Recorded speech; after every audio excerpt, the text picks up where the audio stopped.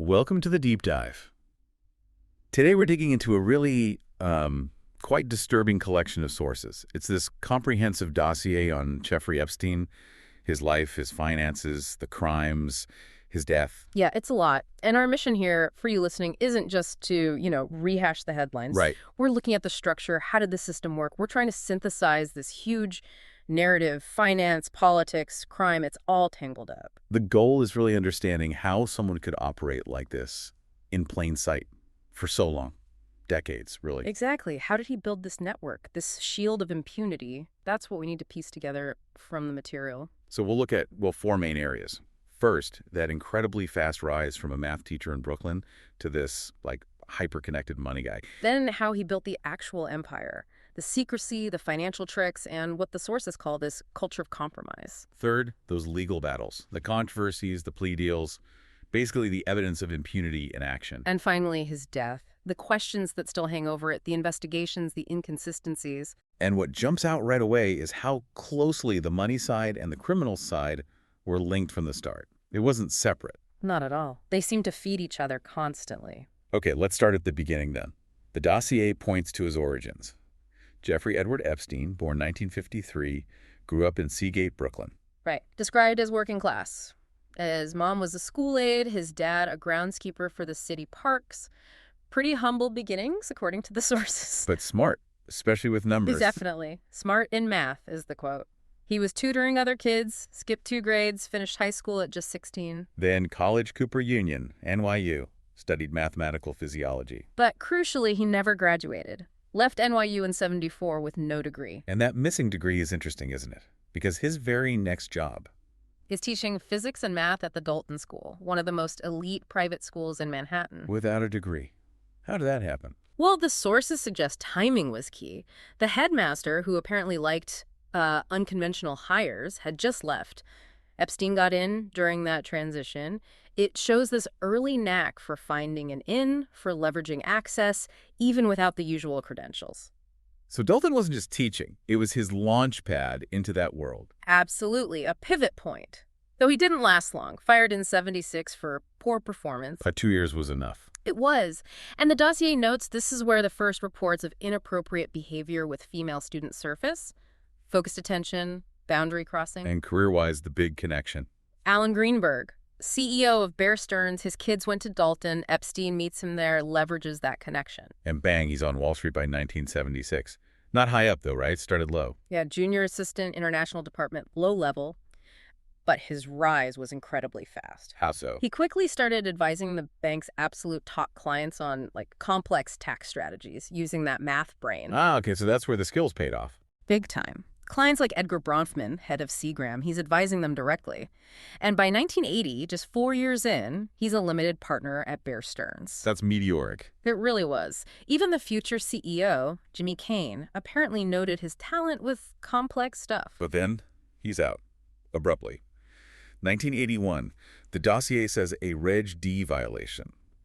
What does it actually mean in practical terms? Okay, so Regulation D, it governs private securities offerings, rules about disclosure, who you can sell to, stuff like that.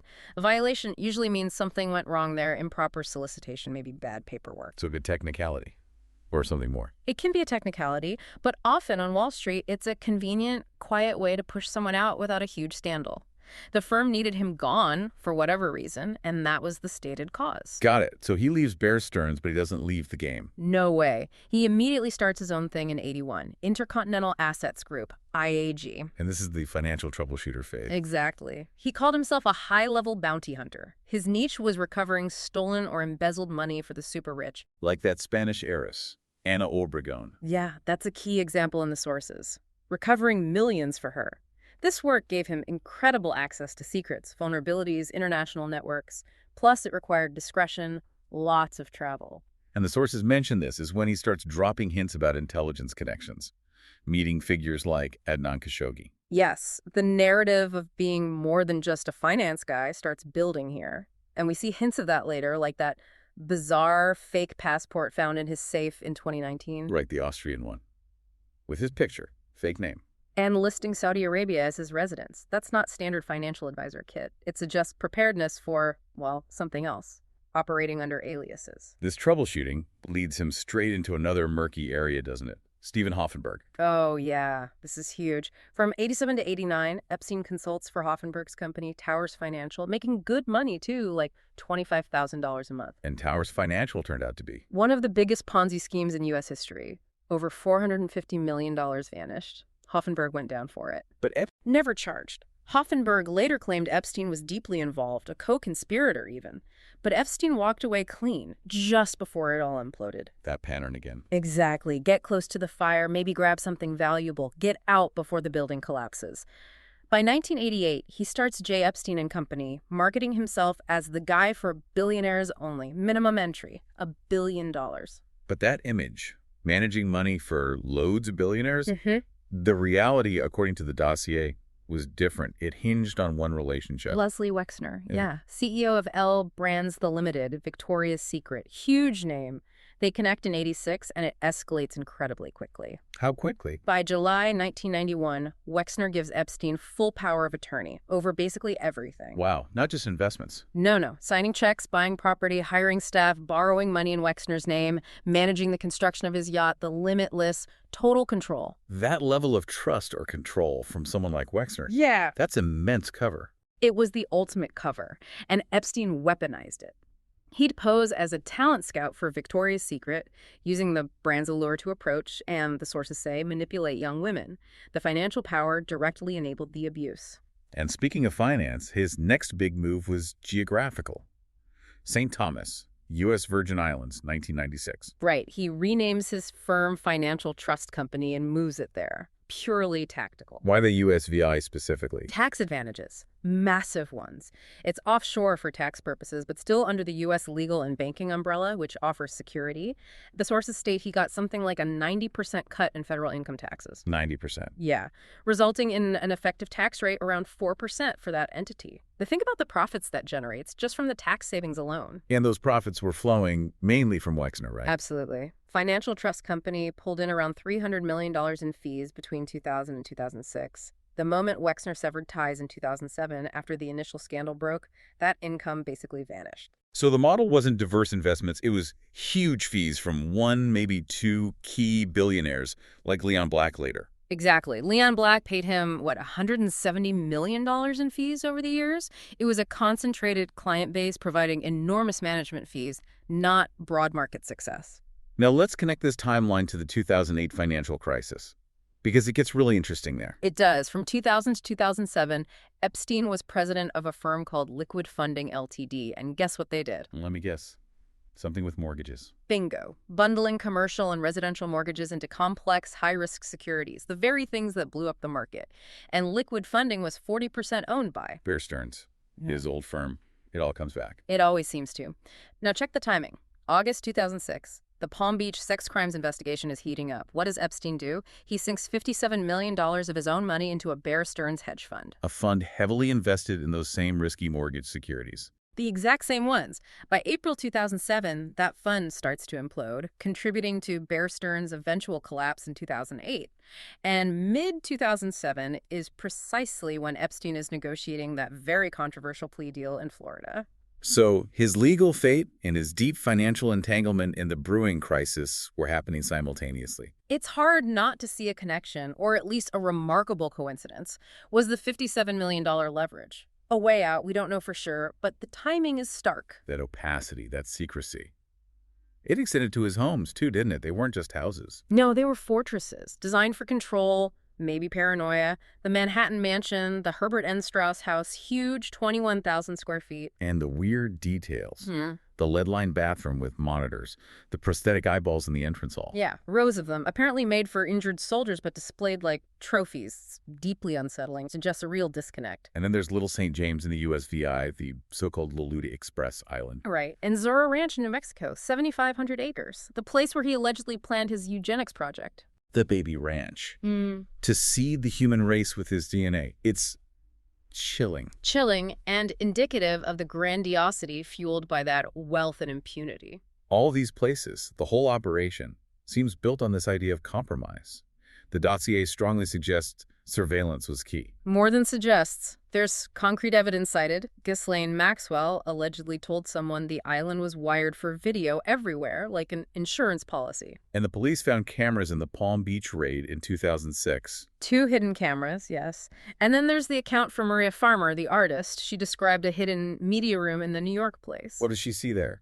Men watching monitors linked to pinhole cameras all over the house, and she specifically mentioned the views. Toilet, bed. So not security. Surveillance aimed at catching people in vulnerable private moments. That's the implication, capturing compromising material. And they found physical evidence, too, those compact discs in his safe when he was arrested in 2019. Labeled young name plus name. It's explicit. Exactly. And Epstein himself apparently boasted about having dirt on powerful people to a journalist. Specific dirt about their private lives.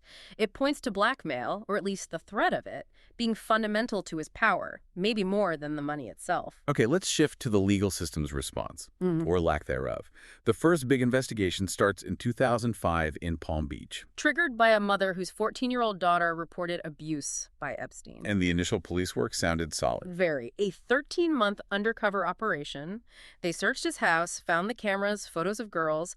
They identified 36 minors, some as young as 14, allegedly abused. The police chief actually pushed for the FBI to take over, saying the state prosecutor was dragging his feet. The FBI did get involved, right? Operation Leap Year. They did, and they drafted a massive federal indictment, 53 pages, 60 counts ready to go in May 2007. It detailed everything. And then it just vanished. Why? The non-prosecution agreement. The NPA, brokered by the U.S. attorney at the time, Alex Acosta. This deal basically killed the federal case. How'd it work? Epstein pled guilty to 2 lesser state felony charges involving prostitution. In return, the NPA gave him, and crucially, unnamed potential co-conspirators, immunity from all federal charges related to the investigation. Co-conspirators, too. So anyone else involved potentially got off scot-free. That was the effect. It shut down the FBI probe completely. And worse, the deal was hidden from the victims. A federal judge later ruled that violated the Crime Victims' Rights Act. The secrecy was profound. What was Acosta's justification? How could a U.S. attorney agree to something like that? Well, this is where it gets explosive, and we have to be clear, this is Acosta's reported reasoning, according to a senior White House official later. Acosta apparently claimed he was pressured into it.